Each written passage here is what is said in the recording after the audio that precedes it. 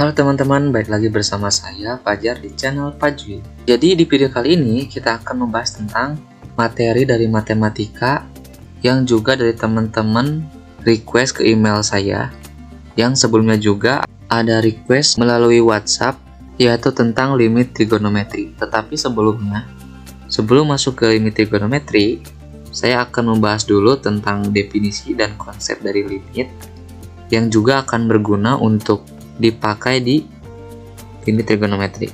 Oke, langsung saja ke pembahasannya.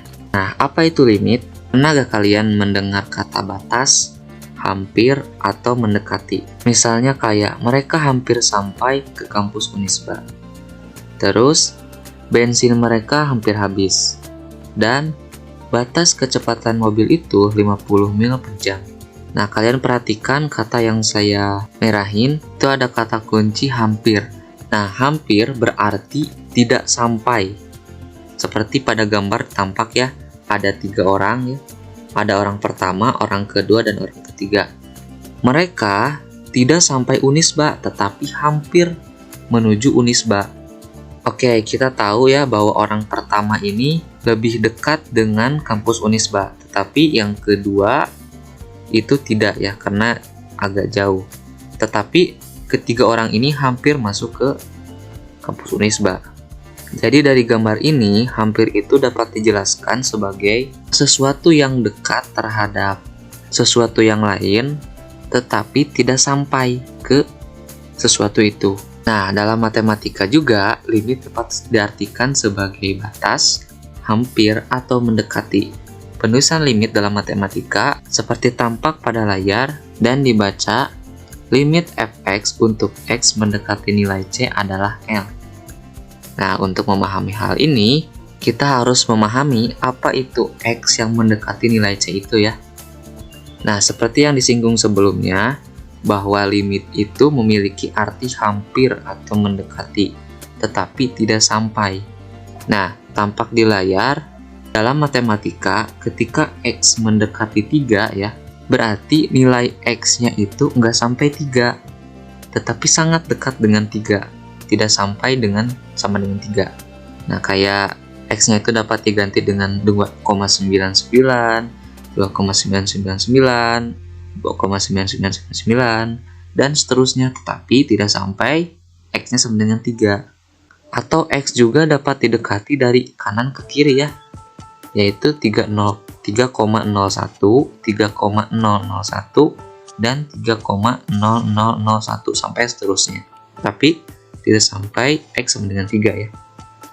Nah, suatu limit fungsi dapat didefinisikan jika limit fx saat x mendekati c dari kiri ya, yang kayak tadi 2,99, sama dengan limit fx saat x mendekati c dari kanan gitu ya, dari kanan ke kiri, kayak 3,001 tadi. Nah, ini merupakan syarat sebuah fungsi didefinisikan ya. Atau ini juga merupakan syarat kekontinuan fungsi ya. Oke, saya punya contoh nih.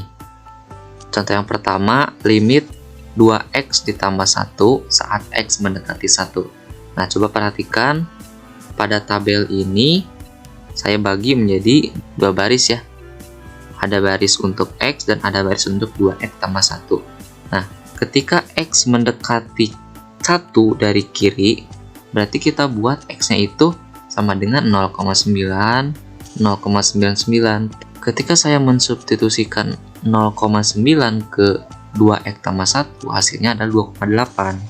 Terus kalau x-nya sama dengan 0,99, hasilnya adalah 2,98. Habis itu kita dekati nilai 1 dari kanan ke kiri ya.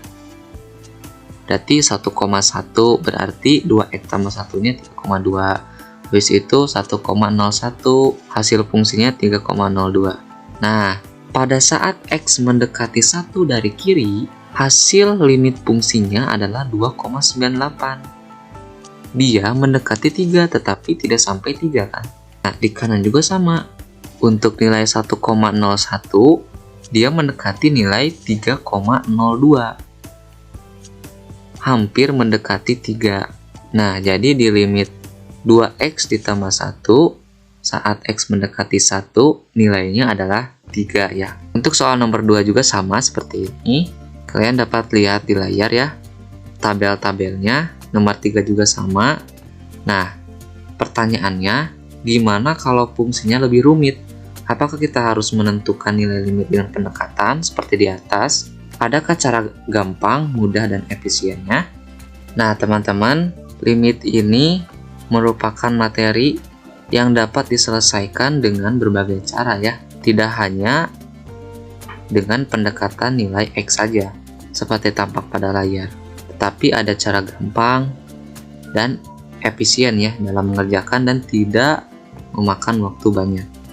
Oleh karena itu, tonton terus sesi playlist limit ini sampai habis. Semoga kalian bisa mendapatkan manfaatnya, karena dalam belajar matematika itu bukan hanya langsung rumus ya, tetapi cara berpikir kita untuk menyelesaikan masalahnya ya.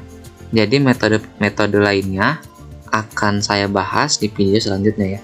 Oke, mungkin itu teman-teman untuk video kali ini.